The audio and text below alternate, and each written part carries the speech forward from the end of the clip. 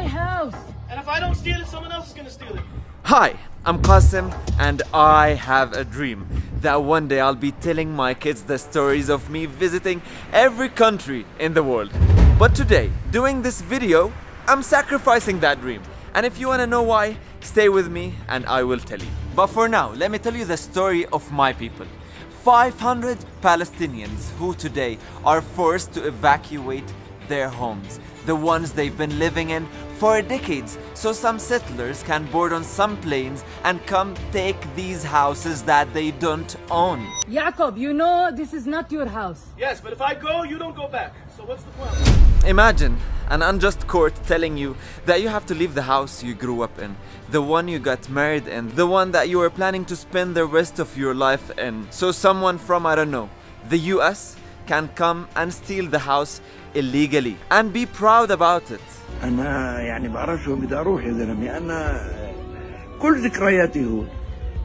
أنا طفولتي هون، فتوتي هون، شبابي هون، دراستي هون، مدرستي من هون، تخريجي من جامعة من هون، تجويزي وأولادي من هون، كلهم بهذا الدار. كل حجر بالدار بيحكي قصة عندي. What's being stolen here is the last glimpse of hope that maybe one day Palestinians in Jerusalem will get justice. Especially that this neighborhood is well located in the heart of Palestinian Jerusalem, and it's unacceptable for an Israeli settlement to be there. And I had to tell this story today because for some reason international media decided to stay silent.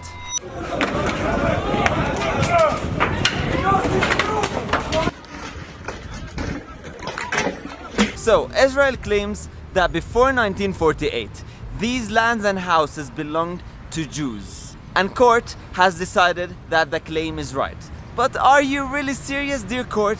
Before 1948, Palestinians, Muslim and Jews lived peacefully together. نحن فلسطينيون يهود ونريد أن نعيش تحت الحكم الفلسطيني. And no Palestinian would take the land or house of another Palestinian or human.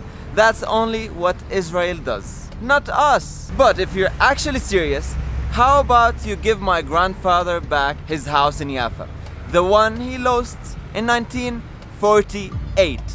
Of course you wouldn't. But anyway, the real story here is that Jordan donated these lands in Jerusalem, and UNRWA decided to donate the money to build houses on them, so these refugees from Jaffa and other parts of occupied Palestine can have homes after Israel occupied their homes. So imagine getting kicked out of your house twice due to occupation. First in 1948 from Jaffa and other parts of occupied Palestine, and 60 years later from Jerusalem.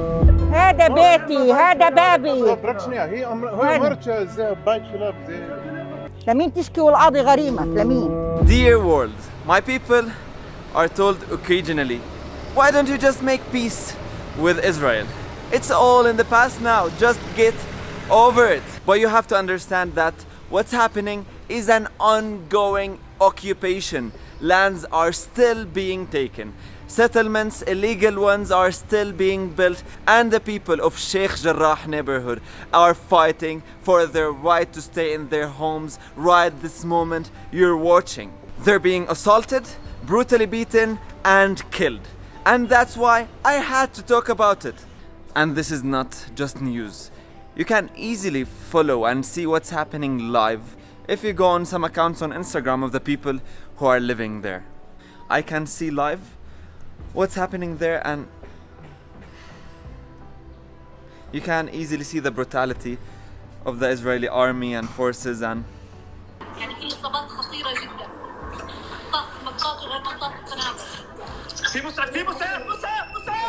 back to my dream.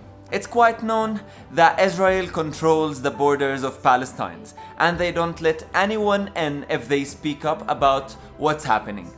So, I'm sad to tell you that probably I will visit every country in the world and tell my kids the stories, but not of my own Palestine. So please, if you're watching this, share the story. Don't underestimate the power of social media. Let the world know what's happening and use the hashtag #SaveSheikhJarrah. Thank you.